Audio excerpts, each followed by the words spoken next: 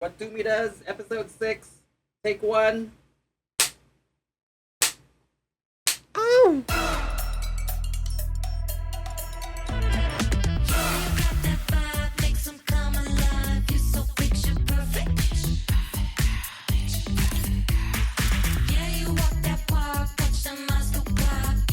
Okay.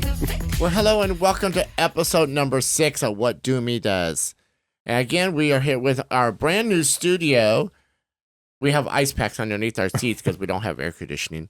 We're in the boiler room. We're in the boiler room, so we got ice packs underneath our seats to cool our asses off, but we're going to work through it. Yeah. We have Jay right next to me here, part of the Do crew, and we have Polly on the technology, camera, sound, and director and all that stuff. Yeah. And then we have an extra special guest, extra special guest, Colin Gallagher. Did I say your name right? Yep, you did. All right. He is a past Mr. Bolt, and if you're not familiar with that, we're going to let him tell about it and just tell the community about you. Yep. Yeah, sure. Been in Sacramento 2.5 years. Moved here with my boyfriend because this is the only place in Northern California he would agree to live with me. Sacramento? Yeah, literally. Yeah. I had lived in San Francisco before and tried to get him to go there, and he vetoed that. He vetoed San Jose, but Sacramento was his choice. And, Very good. We came out 3 years ago for a little summer visit, and met a bunch of people and really decided this is going to be our home. Awesome. Yeah. And what got you into the leather? I've been Scene. into leather for a while. I mean, I like to say I started my leather journey in San Francisco a decade ago, but I moved back to the Midwest for a while, and I got into it more there. But I I have friends who are title holders and run for title holders. A good friend of mine was the former Mr. Cincinnati. Well, actually, one of our good friends won IML a couple of years ago. But I never felt like that connection. A title is a job. It's not just a sash you get to wear around. It's you get to you have to represent the community for a year, and then you have to serve them. You have to, host events and raise visibility and raise funds. And it was here in Sacramento. We'd been here for a year, and the contest was coming up, and I just wanted to find a way to give back. And I said, wait. I know I've seen examples of other great title holders, and I think I can do that for Sacramento, and I think I did. It was a very intense year. I'm glad to step down a month ago. Enjoying what I didn't know this. No one told me this until after I stepped down. Like people came to me and was like, "Oh, now you're a wuzzy." Was it? Wuzzy, you Wuzzy. wuzzy, yeah. So In the Imperial Court, we had that same thing too. When you step down from your title, you're called a wuzzy. You're done. Your year's done. Wuzzy. You move on. That's funny. yeah, so we're enjoying Wuzzy Acres right now. Yes. Semi-retirement. Yeah, So, semi. so for some people might not know what the leather community means. So what is leather community, or what is IML, or what? Well, I can give you all the history back. But the leather community started out of gay biker groups in the '60s, and it sort of became formalized around, supporting one another, but also, advocating for a certain look, masculine look. That has evolved since then. We can talk about that a lot at IML this year.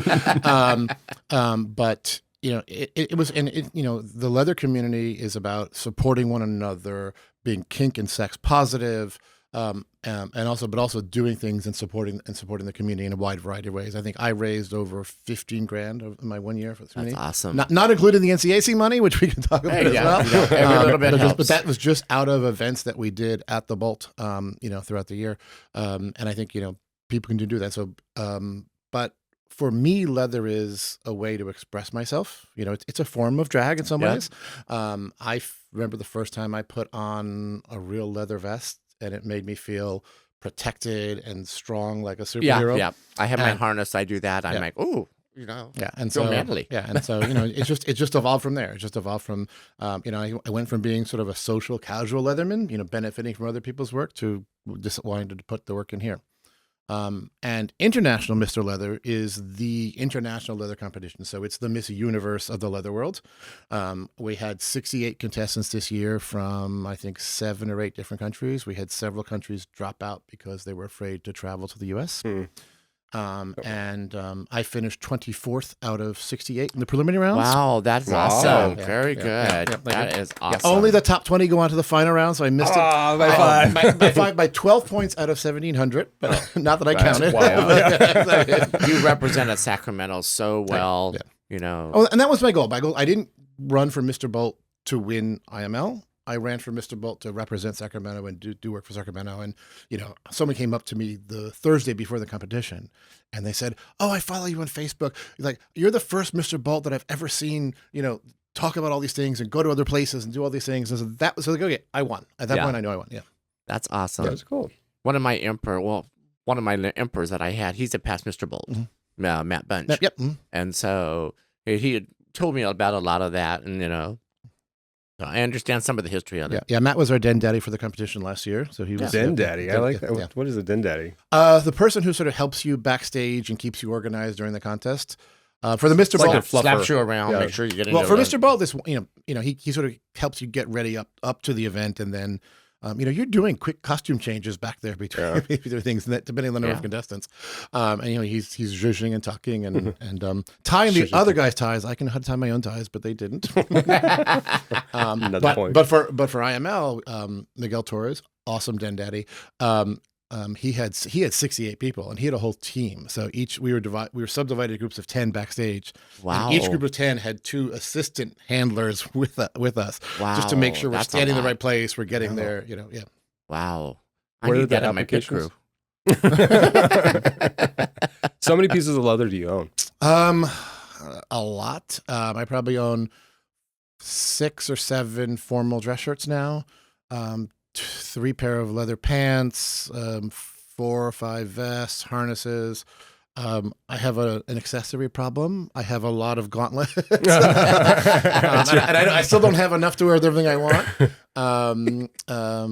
Belts. I couldn't figure out what I wanted to wear with my formals for IML this year. I couldn't find a belt I liked, so I had a custom belt made with the Bolt logo on it. Oh, awesome. And and when I was talking to the manufacturer, they're like, "Okay, it's going to cost $200 for the first article to get the mold made for it. Oh. But after that, it's going to be a little cheaper. What do you want to do?" And I said, so I bought them and I used them as a fundraiser. Yeah. And we dedicated a lot of that money went to Healing Waters, which was the charity that I support this year, but also went to what's the new one? I want to say GATE, Global Access for Trans Equality. So Awesome. Very good. yeah, as a class this year at IML, we decided that we were all going to pool for one charity. And so to give Instead of going against, right. And so Yeah. we found this global charity that works for a really important cause this everywhere right now. And so we did that. And so I think we've raised over $5,000 for that as a class so far, and we're continuing to do work on that. That is amazing. Well, you mentioned with like leather that it's sex positive, things like that. How did the kind of the philanthropy part of it or the awareness piece kind of get integrated with leather? Do you know the history on that? I don't actually. When you run for a title, You don't really ask a question. Part of that there's an interview that you have to go through, and that's generally a significant amount of points. For Mr. Bolt, it's 50% of your points. For IML, it's a little less, but it's like 40% of your points. Really? And Wow. the judges can ask you anything they want. They can ask you about your application. And they usually do some of that, but they can ask you about leather history. They can ask you about, I got to ask, to describe a kinky sex experience, and so they can ask you anything. So you study all these things. Like I memorized all the past Mr. Bolts. Yeah. That's a lot. Okay. Yeah. I never got asked those. But no, they ask you about the history of the leather pride flag, where they come from. So I did do a lot of studying on that, but that never came up in it. But I think it's just always been there. I think, that's the nature of our community, and I'm saying that very specifically, is that we support one another. Yeah. Regardless of what tribe you are within the community, we support one another. Yeah. Yeah. That's what we should be. Well, it's how you feel comfortable. Like Yeah. you said, it's a form of drag for you. So Yeah. A lot of leathermen that I've talked to and women, some of them say the leather is like drag. Some say, oh, no, it's totally separate. Do you have a feeling on that? I'm a language nerd, so I like if you assume the definition of drag is putting on something to be something else, maybe, but it is leather does, but I must do the same thing with drag. Drag becomes a part of you at some point. Yeah. It's not, you stop just putting on a dress and you actually become a drag queen. You think that way, you act that way. Yeah. I would assume. I can't speak for you, but but that's the same thing. Leather, it becomes you, and it becomes who Your you persona. are, part of your persona, and part of your identity. And like I do feel different when I'm leather. I was, even here, I was trying to wear a little bit of leather on me. Little homage. We had a holiday party at work, and I had a purple leather tie on with my Okay. suit. I was trying to slip it in a little someplace, but it just weaves its way into your soul and your identity and your self image, right? Because Yeah. how you see yourself. Very true. I remember when I used to go country dancing at Faces years ago, and I didn't know, I was new. I didn't know the hanky code and all that. And I always did it because it matched whatever I was wearing. Oh my God. And one time I had a red hanky in my pocket. And I don't remember what pocket it was. And somebody come up and goes, damn, you like the red. And I'm like, huh? And then later somebody told me what it was. Oh my God. I was totally freaking out. Yeah. And then later I got the history on all the different colors. I stopped wearing the hankies. You didn't find a color you liked? You didn't find a color you liked? No. You probably don't remember. I didn't want to know. Yeah. But yeah, you guys got the education, and some people still don't know the hanky code. No, Did that come from leather? It comes, yes, yeah. Oh, I didn't know that. Leather adjacent, a way, Yeah, a way yeah. of flagging and signaling, what you're interested at a bar or out in public. what your Yeah. sexual Without getting position is persecuted or whatever. No, one of the events I did last year at the Bolt was we actually did hanky trivia. Oh, okay. So for prizes and for money, we did. So do you know the knowledge? Yeah. Oh, because what are the questions? What are some of the questions? Oh, so I can't remember. It's a like the teal, like it's not teal. It's a salmon color. I can't remember what the exact color name is right now. Aqua. No, it's a salmon. It's like almost the color of your dress. Like, Okay. Like what color would that signify flagging? Oh, Bukkake? I have not a clue. You like sucking on toes. Oh, wow. Yes. Well, Polly's It's over there like nodding I his was head. I always remember it because like toes look like shrimp, so it's like the color of shrimp. Like like Wow. yeah, whatever that. Somebody was sitting there thinking, I never knew that. Yeah. toes. Yeah. I knew the red one. That was a serious one. Yeah, red and yellow, brown, black is S&M, gray is bondage, yellow is water sports. Yeah. Dark blue is fucking, light blue is oral, and then left and right are receiving or giving. Green, hunter green is daddy boy. White is come. You can keep, and there's many more. Like they now have ones like white with multicolored dots. Multiracial? No, close. Think about multi. Yeah. Multi. Partners. Yep. Oh. Group sex. Really? Group sex. Oh, wow. Group sex. Wow. Yeah. Got to go out and buy a hanky now. Oh, I don't need one. Wow. The education we get here. So today. it's still in use. I guess so. Yep. Oh, okay. Yep. Because I see it, and sometimes it's like people maybe don't know what, like you said, you walk around with them, like you can tell they're straight, and they have no idea. But Very true. And then you also just got off of the NorCal 8 cycle ride. Yes. I joined the ride 2 years ago, right after moving here. I've been on the board for a year as well. And the week before IML, I rode 325 miles around Northern California. I will say my legs looked really good in that jock on stage. I was like, damn, those muscles are popping. But I guess Your butt was probably sore, I too. couldn't walk up the stairs well. I was pulling myself up the stairs to get to the stage. But I love the NCAC. It's an incredible ride. It is. It's poignant that we're talking about it today because today is the last day of the last ALC ride. That's where they're shutting down after today. But I'm putting an advertisement out there for folks who want to ride and come contribute to ride. We're doing strong. We're going strong. We're doing it again next year. We already started planning it. now you said he's part of NCAC, but what is NCAC? Oh, sorry, the Northern California 8 Cycle. Right. It is a 4-day charity bike ride where we raise money for the local Northern California community. All our funds stay local. We have incredibly low overhead. It's all staffed and by volunteers. We each of us we spend a couple hours a week working on it for the course of a year. We do have some professional people, actually route planners and things like that, and obviously catering and stuff. But unlike other rides where they have a giant volunteer organizational staff, we do all of that on our own at our own free time. And we raised over $160,000 this year for the ride. Yeah, Wow. Awesome. Yep. And money's still coming in. on we're still that, isn't to the end Yeah, of the it's month. only June, right? To the end. Yeah. We're to So- the we at July 1st we switch into next year's ride. Oh, that's Okay, awesome. okay, Okay. Yeah. I know a lot of the riders You Yeah. know. Yeah, everybody's trying to get their little last minute. Yes, yeah, a little push there, and that's really good. You know, I've been involved with it for a long time. Mhm. You know, we used to go to some of the drop off. You know, whether you guys would camp and Mhm. put on a little show there, and all that. We did that also recently too. You guys were in Yuba City. Yeah, you came up. Yuba City. I did Placer Pride, then I drove up there and we gave them a Two Little Queen show, Mhm. and they gave out some awards. And the next day, they went on to the way, come back to Sacramento. Oh. And so it was a nice little It's a event. 2-day thing, right? 4 day. 4 days. 4 days. Yeah. Oh, wow. 200 miles. Yeah, They leave on 325-ish miles. Yeah. For 8 hours a day, or how does it start? Like, okay, so now walk me through this. So this is So, work. yeah, This sounds like a real... so day one, we left Sacramento. Last year, we left from Sacramento itself. We left down Old Sac. This year, we left from Folsom, but, and we went, this year, we went 100 miles, 95 miles technically, because that's what my bike computer said. I would like it to get to 100, but I was ready to get off the bike after. Yeah, I wasn't willing to go around the block for the 5 miles. So we biked from Folsom all the way up to Yuba City. And we did some incredible climbing then. Climbing, if you don't know, is going uphill in cyclist terms. And we had over 3,000 feet of elevation gain in that one day. So One day? In one day. Yeah, and then the second day was also another 95-ish day, plus or minus, and another 3,600 feet of elevation.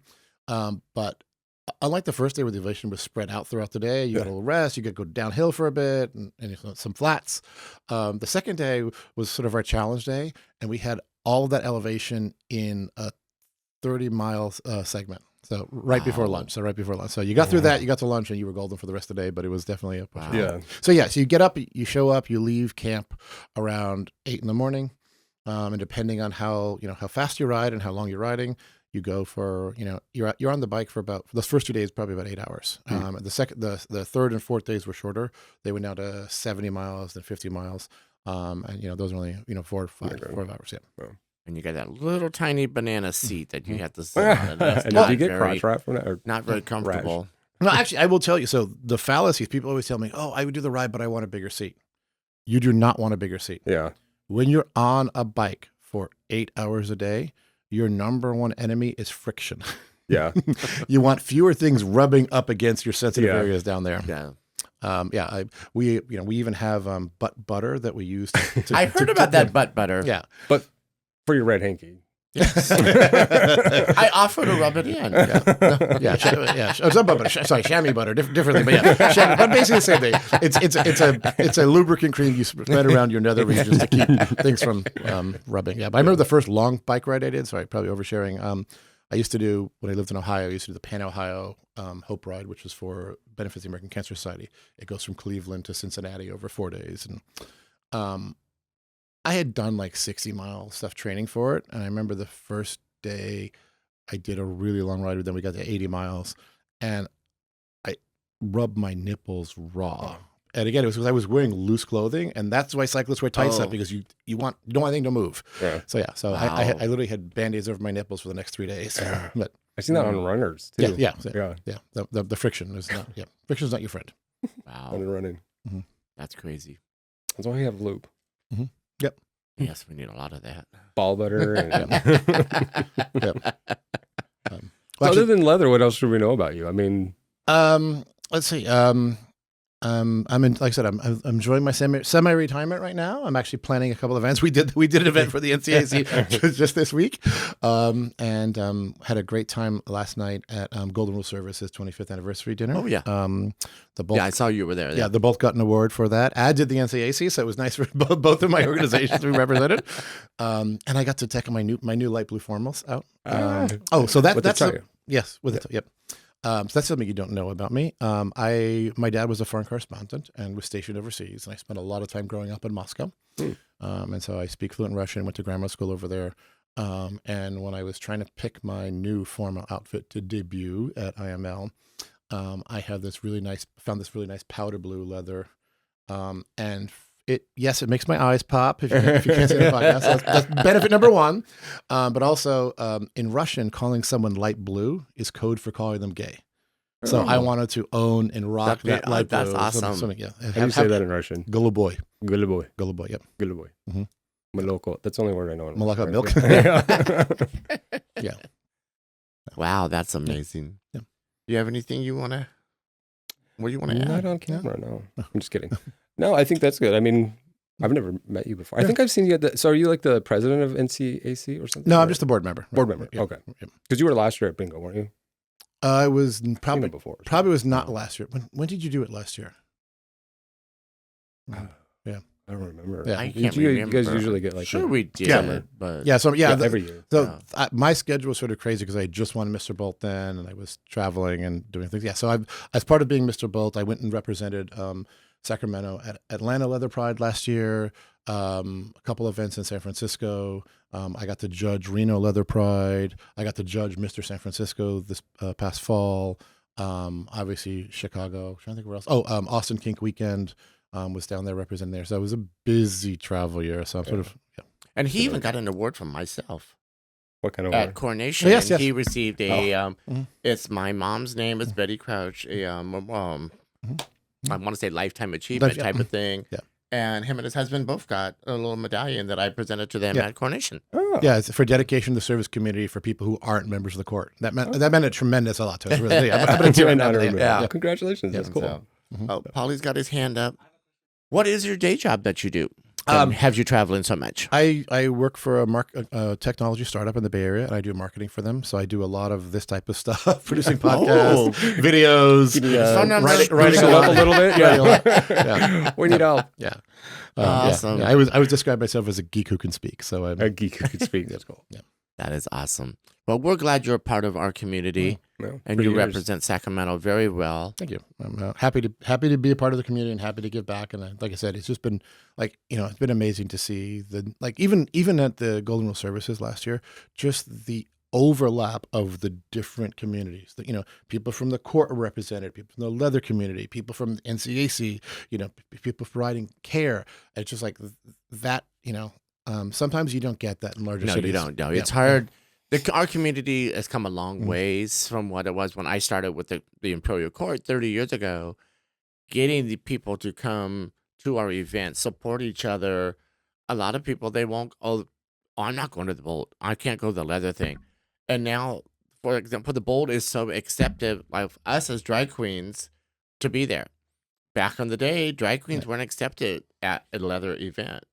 Even if you were a Miss Leather, but a lot of the Miss Leather, if I'm not correct, are lesbian.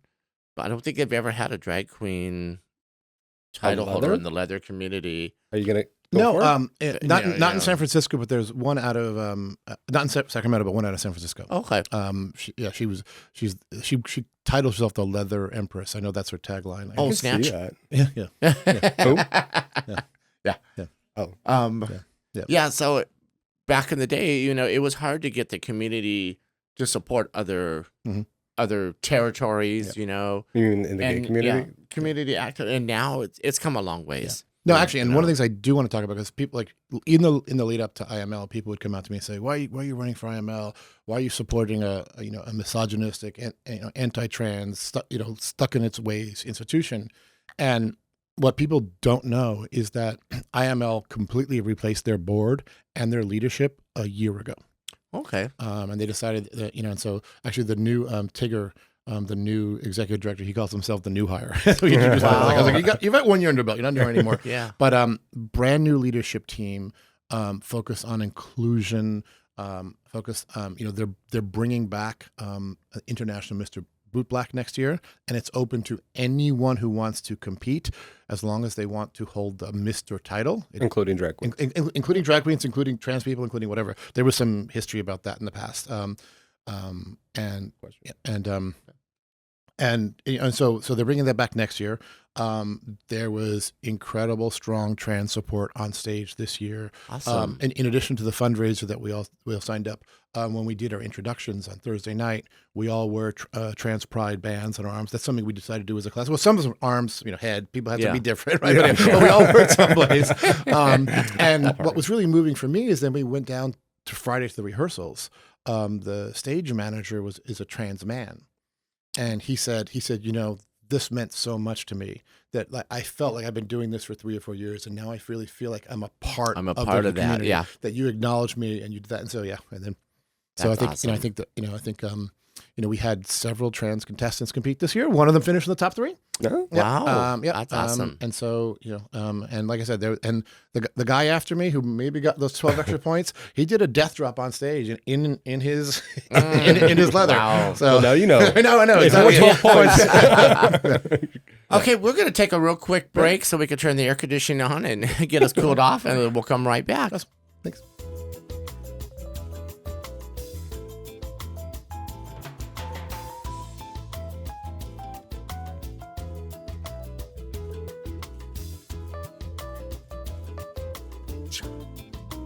All right, we are back from our cool down.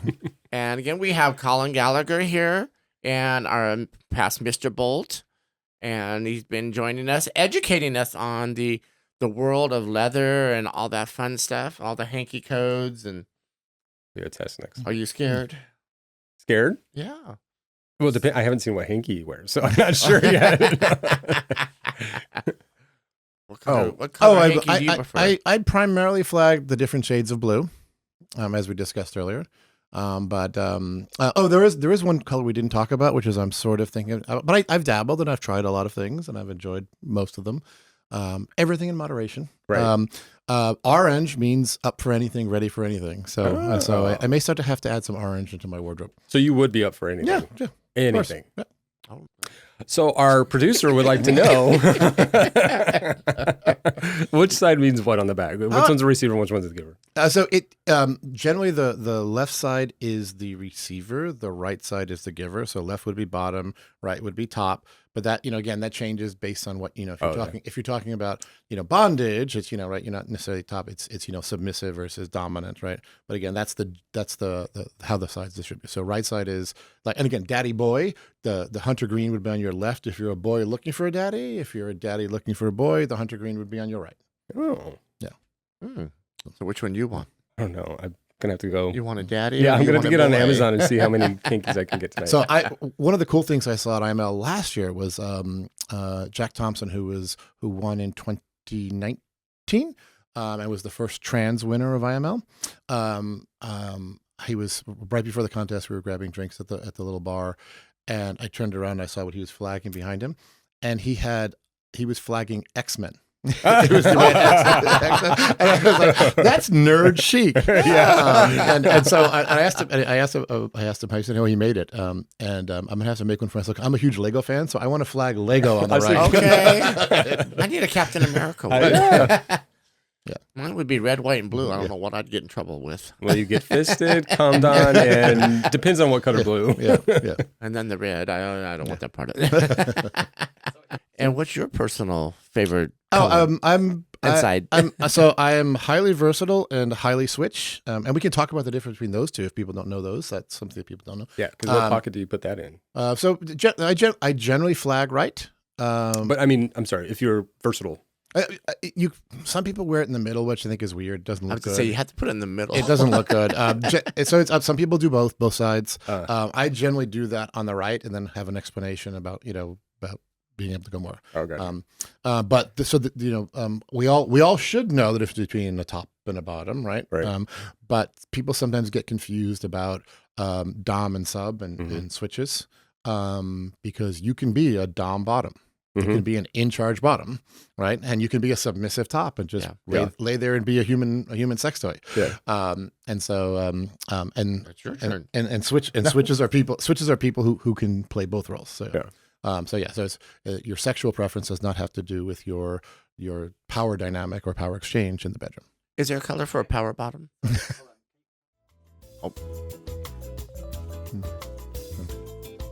Out of ink. Out of ink.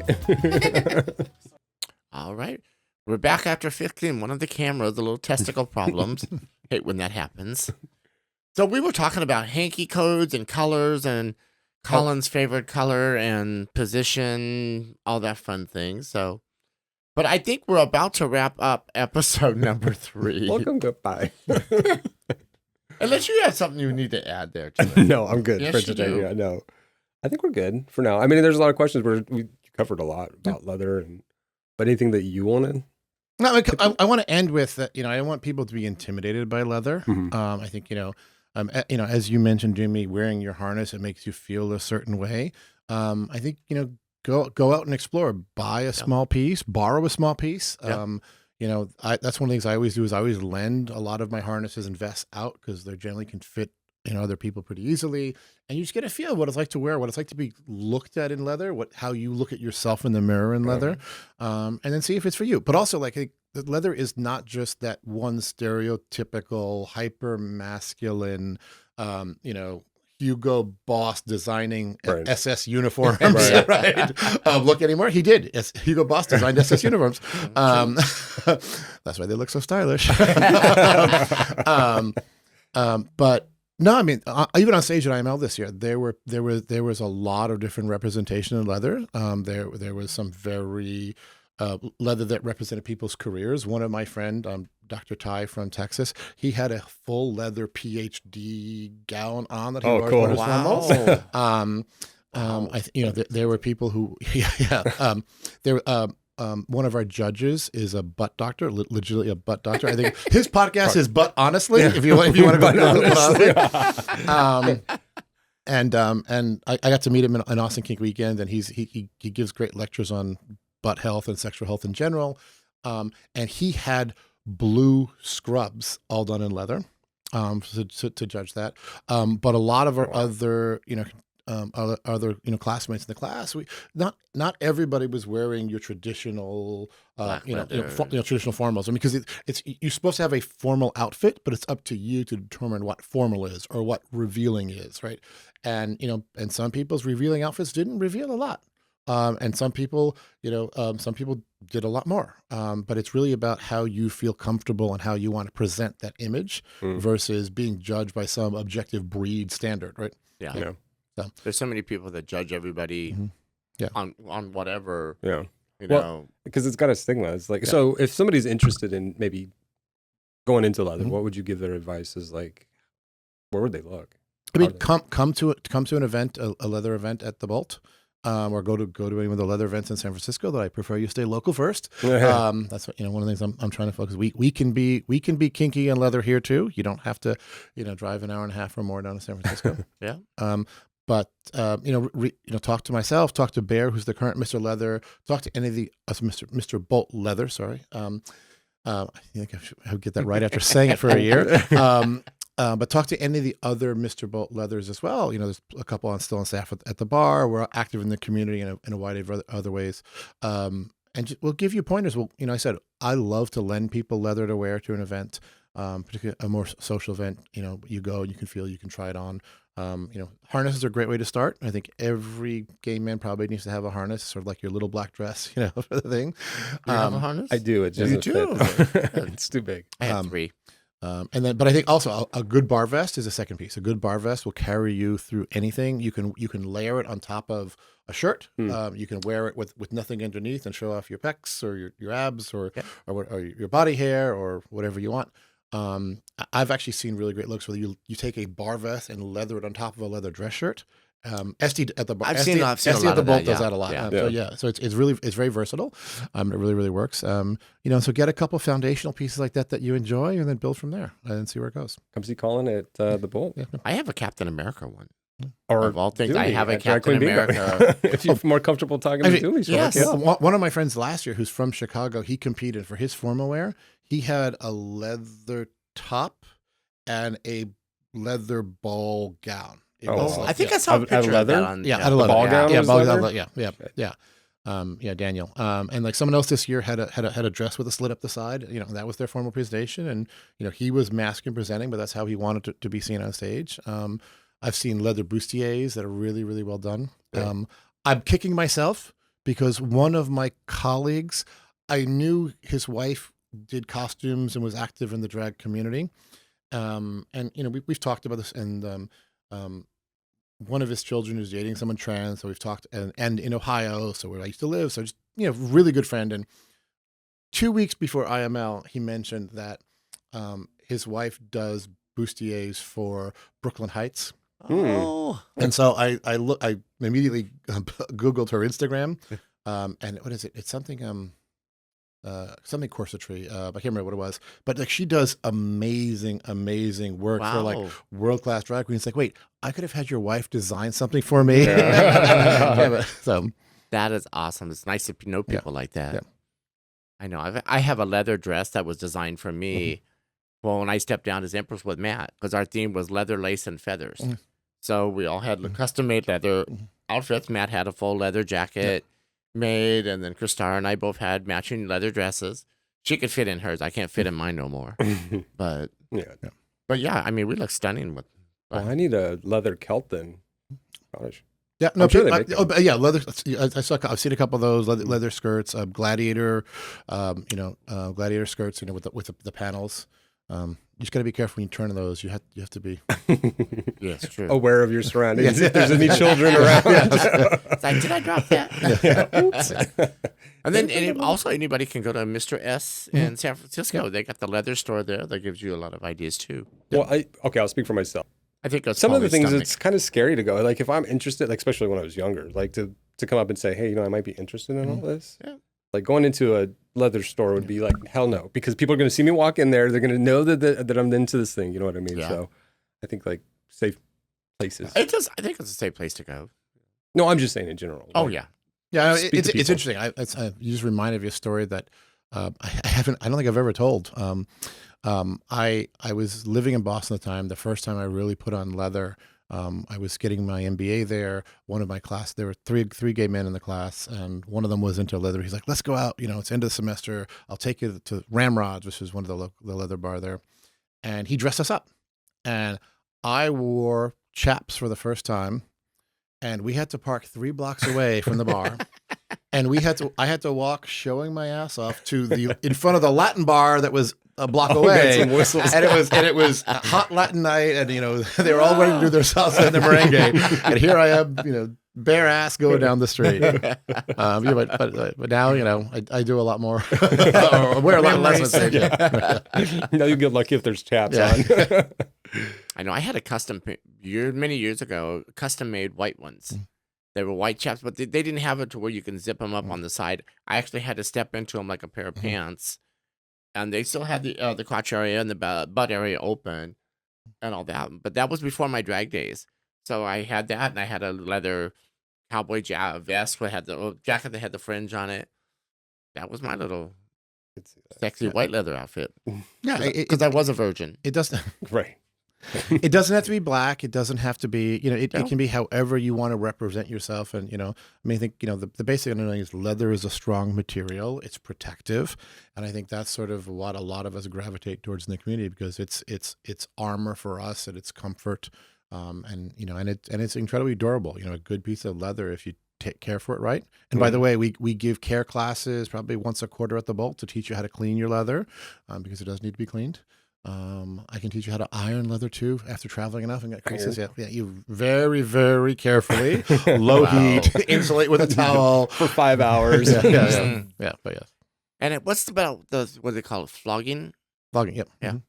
Do you guys know about flogging? Well, of course. It's the lighter version of your bingo. Yes. Mhm. I don't know if a lot of our viewers out there might know anything about flogging. Oh, is that a leather thing? I thought that was a kink thing. It's a king thing, but the king Right, and it's the with the king and leather. leather Yeah. communities Yeah. overlap a lot. Yeah. Yeah.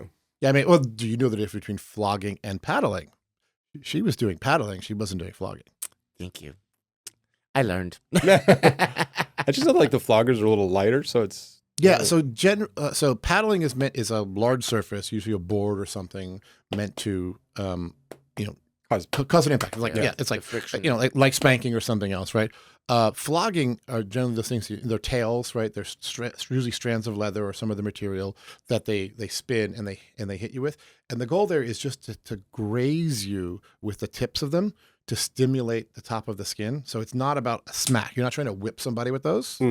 They're also, I mean, you can go down to Folsom and Dory and see people being whipped and say, but the goal of flogging is really about just lightly stinging the top of the skin. Kind of teasing it. I don't think anybody knows the difference. And honestly, the first time I had it done, it felt like a massage. Like your skin warms up and it heals. You're not really getting beaten with it. Yeah. And if you are getting beaten, they're not doing it right. Yeah. And walk away fast. Fast, Yeah. No, yeah. Because I think some people that have been to Folsom Mhm. Street Fair, they see that going on out there. And I've seen some have some marks on them. And I'm like, oh, wait a minute. I don't want. Yeah, that's paddling. That's paddling. Yeah. Flogging is if you're interested in something like that, flogging is a much easier way to get into it. Obviously, find someone who's experienced at doing it. Yeah. And key thing is, a good flogging top will always cover your neck with something like a towel, because that skin is lighter and can get damaged more. And they want to protect your head and other things. So they will. That's how you can. One of the ways in which you can tell that they're experienced, so they're going to do things to protect the more sensitive parts of your body as they flog you. But a good flogging is not about getting the shit beat out of you. It's getting about your skin stimulated through short, sharp touch. Well, tune in next time to our kink episode where Colin gives us a live demo. I remember many years ago, I dated somebody in Monterey, and they were doing a leather show, bondage thing down there. And so we went, neither one of us were into the leather thing, but we went, and it was quite interesting of what was going on. I mean, they had candles. The daddy put the clothesline pins on the boy. He had them on his nipples, and then he attached them underneath his arm that he had a string. And the little boy was wearing a little jock strap and everything, and then he had the candles burning, and he got the flogger. He's flogging him. He was getting aroused, and he took the hot wax and poured it down the boy's chest. I mean, you would thought the guy was having an orgasm because he was enjoying that so much. Might have been. Yeah. And then all of a sudden, right in the middle of it, he yanked on the strings, and the nipple things, clothespins goes off the nipples. All of us in the bar were like, ow, and then grabbing our nipples, and we were feeling his pain. But that was his thing. Yep. And I think the daddy back in the day, his name was Michelle. He was from San Francisco. I think it was Michelle and the Boys or something like that. The boys. And but they did little bondage things like that, and it was kind of like scared the hell out of you, especially if you're not knowing what it is. Yeah. And that was back in the 90s. Yeah. But We've come a long way on a lot of things. So You could do a lot in the bars back then, so I think it's a little safer now. very true. Okay, do you have anything you want to add or No, close thanks. out with us? No, thanks for having me. Okay. How about Colin. you? Anything to add? No, this has been great. All right. Welcome to know. Where can we find you? You can find me at the Bolt, usually one weekend a month. But look for me at other places. I'm no longer contractually obliged to being at the Bolt anymore. I can do events other places. So I've got some ideas. I've been talking with the Radcliffes about doing an event there, and maybe some other places as well. But also on social, you can find me on Instagram. I am CRYG333. CRYG333. My four initials. My parents gave me two middle names, and my favorite number is 3. So Awesome. Very good. But we want to thank you again. We really appreciate you taking a time out on your Sunday schedule. And Cramp in this little room with us. yes, no, it's intimate. It's cozy. yeah, we've it's got a very lot of intimate. potential in this little room. Yeah. This is We'll day work one. on the air and yeah. the sound, and so. But we want to thank everybody again for joining us. And remember, follow us on Spotify, Apple Podcast, Bad luck. iHeart, and you can follow me on Facebook, and you get more information as well. And on Instagram, it's called What DoMe Does -- 1. They have to tell me all these things. Yeah. All right. Grandma, it's okay. I know. Grandma's getting old. She's tired. All right. We want to thank you guys again. Remember, drive safe, play safe, whatever you're doing out there. And remember, join us next time. Pass it on. Tell your friends all about us. And who knows, you might be a guest too on What DoMe Does. Take us out of here. Take us out of here. That's it. Oh, yeah, music. Everybody Music going dance on. now.